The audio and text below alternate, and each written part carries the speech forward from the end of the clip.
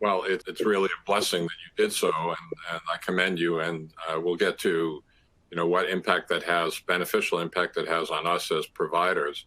But how do you advise NASH patients who are members of the Fatty Liver Foundation? Well, there's several levels of people that we work with. The general education is outreach to people that don't know they have NASH. So we spend a lot of effort to teach people that NASH exists, and we try to engage people in that.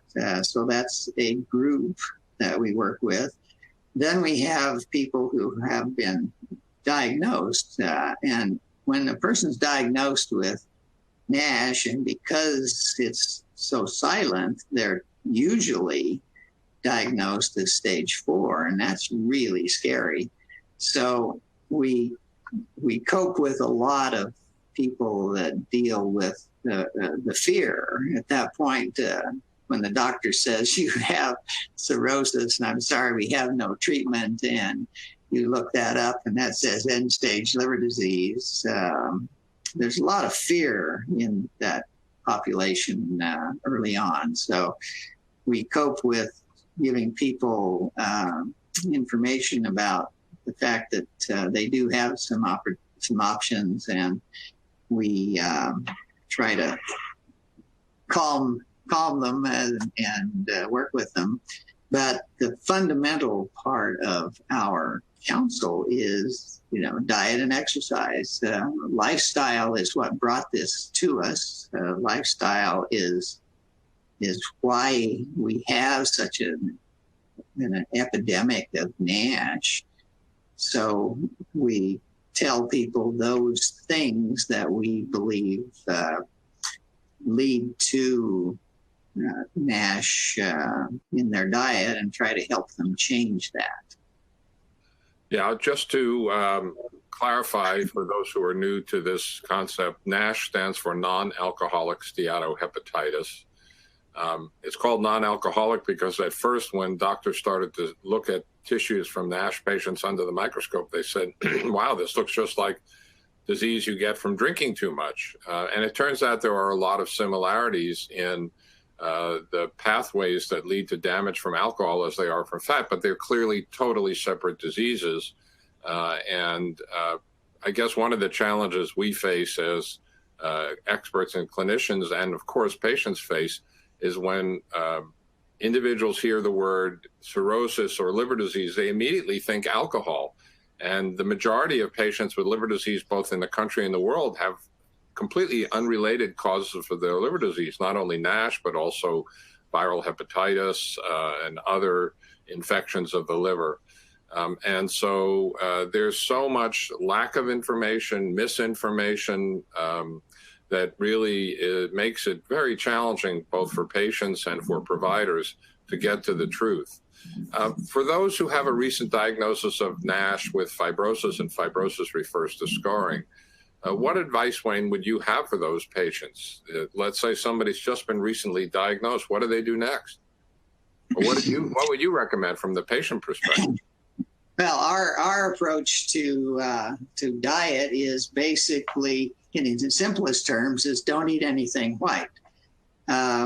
We basically use a low carb, high unsaturated fat, moderate protein diet.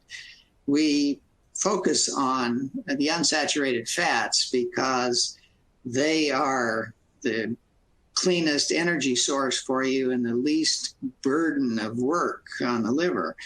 Our approach to everything we throw at the liver is to try to get the liver to do as little work as possible. And by limiting carbohydrates, and the big deal is sugar. I mean, sugar is very, very quickly goes to the liver, and our table sugar is particularly a problem because, it's a combination molecule of sucrose. It's sucrose, which is half glucose and half fructose. And that gets you down into the chemistry, but fructose is very hard on the liver, because the liver is almost the only organ that can manage it, and it turns it very quickly into fat. And so when you overload your liver with fructose and carbohydrates, you overwhelm its ability to process the fat and to move it to where it belongs, and it gradually builds up in the liver. And over time, you get inflammation and start to form scarring. So I'm probably getting into Scott's world a little bit too much there, but our approach to diet is really to, on top of the concentration on unsaturated fats, is lots of vegetables. It really is true that your grandma was right. Eat your vegetables, and the more vegetables you eat, the less stress you have on your liver. So you made some great points, Wayne, and let me just expand on them. So first of all, the vast majority of patients with NASH are overweight. And so for those patients, weight loss is a mainstay of treatment. It's, of course, not the only treatment. There's, as we know, a number of companies that are testing medications. And part of the reason is because you are an exception in another way, Wayne. You're one of maybe the 5% of patients who can sustain meaningful weight loss. Most diets can, particularly extreme diets, can induce weight loss. But if you cannot sustain that weight loss as a patient, you're not really benefiting as one would hope, because NASH is a lifelong ailment. And so the weight loss can't be temporary and then going back to weight going up, because that will reignite the problems that led to the fatty liver or NASH in the first place. And so we always counsel weight loss and exercise. There's lots of data. You mentioned some of it. It may also be that the diet can influence the nature of the bacteria in our intestine, the so-called microbiome. And while this is still very early in terms of how much we understand, I'm personally, based on my read of the literature, extremely intrigued at the contribution of the microbiome. And of course, it becomes chicken and egg. Does a microbiome change how much you want to eat? Or does your diet improve or worsen the microbiome? And it's probably a little bit of both.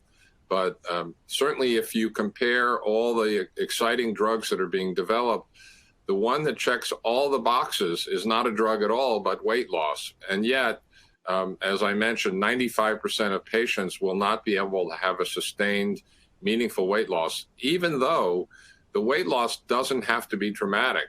5 or 10%, you said 30%, 5 or 10% weight loss can have very significant improvements in liver histology, or what the liver looks like under the microscope, and we think that will translate into improved outcomes.